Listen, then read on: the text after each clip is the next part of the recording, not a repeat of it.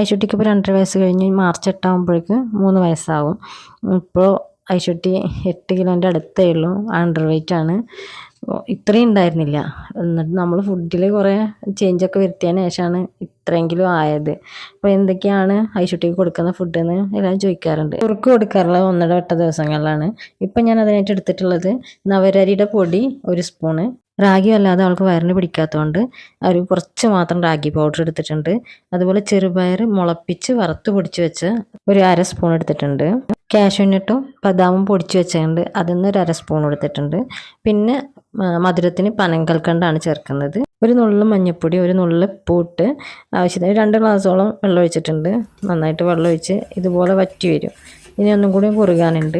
2 മിനിറ്റും കൂടെ കഴിഞ്ഞതിന് ശേഷം സ്റ്റൗ ഓഫ് ചെയ്താൽ പിന്നെ ചൂടാറുമ്പോഴേക്ക് ഒന്നും കൂടിയും കട്ടിയായിട്ടുണ്ടാവും. അപ്പം ഞാൻ ഐശുവിന് വെയിറ്റ് കൂടാൻ ഇങ്ങനെയുള്ള ഫുഡുകളൊക്കെ കൊടുക്കുന്നത്.